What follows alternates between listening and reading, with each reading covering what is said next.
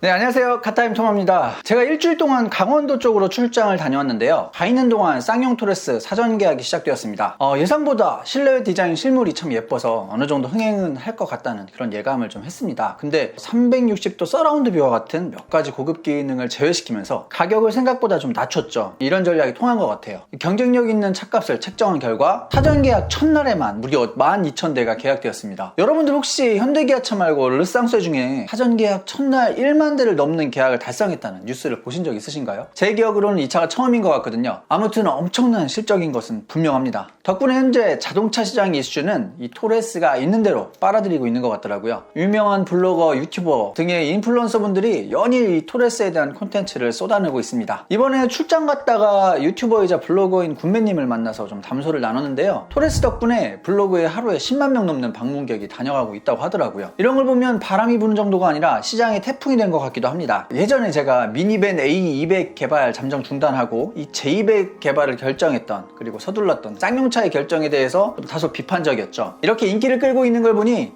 제가 다 부끄러워집니다. 어쨌든 성공을 한 것 같으니까 축하드립니다.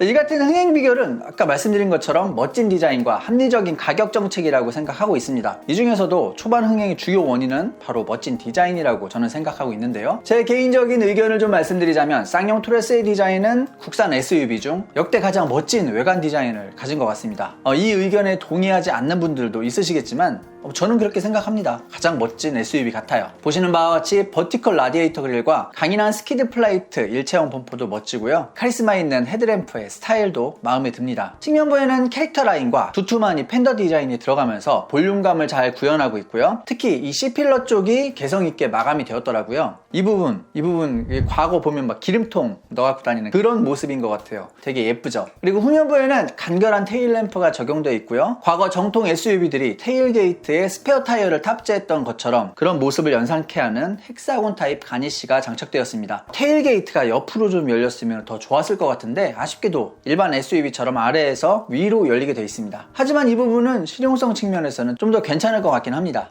실내를 보면 버튼리스 디지털 인터페이스를 적용하여 이전 쌍용차와는 다른 느낌의 인테리어를 보여주고 있죠. 제가 저번에 꿈에서 본 실내 모습에 대해서 말씀드린 적 있잖아요. 그때 클러스터가 안 보인다고 했는데 클러스터가 좀 와이드한 형태로 들어갔습니다. 그리고 깊숙하게 들어가 있어서 이 스티어링 휠에 좀 가려지게 되어 있었던 것 같더라고요. 3분할 와이드 디지털 클러스터라고 얘기를 하고 있던데 여기 들어갔고요. 그리고 플로팅 타입의 12.3인치 AVN 모니터가 장착되었습니다. 그리고 그 밑으로는 공조 컨트롤 버튼을 8인치 디지털 패널로 대체하며 버튼을 최소화한 모습을 보여주고 있고요. 32가지 컬러로 구성된 무드 램프도 탑재되었다고 합니다. 자, 스티어링 휠을 보면은 올류 렉스톤과 비슷하죠. 이 스포크나 버튼의 형태 비슷합니다. 하지만 상단이 조금 더 완만하게 처리가 되어서 콧이 아래도 들어가고 위에도 들어간 것 같은 느낌도 들어요. 쌍용 토레스 강점 중 하나가 바로 적재 공간이라고 생각을 하는데요. 기본 703리터 공간을 제공을 합니다. 그리고 2열 폴딩 시에는 1662리터까지 공간이 확대됩니다. 다른 중형 SUV들 보면은 600대 적재 용량을 보여주는 걸로 기억을 하는데요. 동급의 다른 중형 SUV들보다는 더 넓은 용량을 가지고 있다는 것이 쌍용의 설명입니다. 다만 2열을 폴딩해도 플랫하게 바닥이 형성되지 않아요. 이 부분은 좀 아쉬운데 차박을 하실 분들은 별도의 평탄화 작업을 좀 하셔야 될 것 같아요. 그런 점은 조금만 더 배려를 해줬으면 좋았을 텐데 라는 아쉬움을 느끼고 있습니다.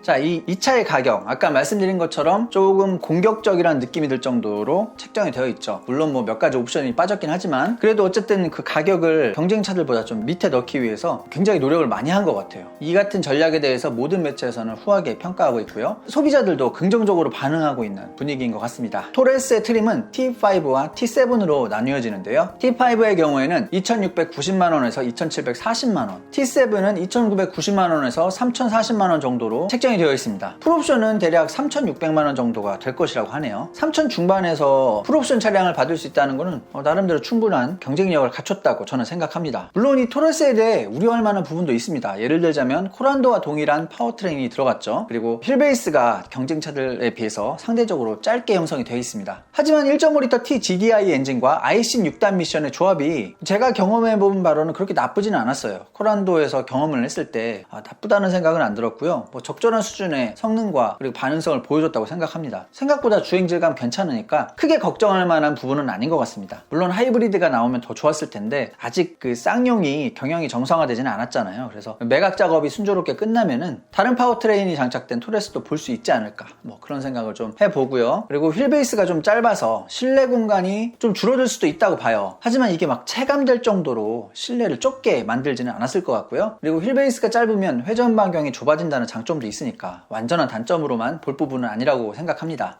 그리고 또 하나, 생김새는 완전 정통 SUV잖아요. 막 오프로드 아무데나 막 갈 것 같고. 하지만 이 차량은 모노코크 바디가 적용된 도심형 SUV입니다. 따라서 완전한 험로주행용은 아니라는 점 알아둬야 될 것 같습니다. 벼랑 끝에 선 회사의 간절함 때문일까요? 드디어 제대로 된 작품이 탄생한 것 같은데요. 물론 차량이 진짜 나와봐야 정확한 평가를 할 수 있겠지만 일단 가격과 디자인 하나만큼은 쌍용차가 가진 역량 이상으로 잘 나온 듯 합니다. 이에 대해서 여러분들의 의견은 어떠신지 궁금한데요. 댓글로 여러분들의 의견을 좀 알려주시기 바랍니다. 수요에 비해 공급이 모자란 지금의 자동차 시장이 어찌 보면 쌍용차에게는 기회가 될 수도 있을 것 같은데요. 부디 공급에서 막혀 지금의 열기를 꺾어버리는 그런 일을 좀 만들지 않길 바라겠습니다. 생산을 좀 차분하게 쫙쫙쫙 잘 해주셔서 이런 분위기를 좀 잘 이어나가길 바랄게요. 그래서 이 토레스가 쌍용의 부활을 알리는 모델이 되길 바라겠습니다. 이상 영상 마치겠습니다. 도움 되셨다면 구독과 좋아요 부탁드리고요. 시청 감사합니다.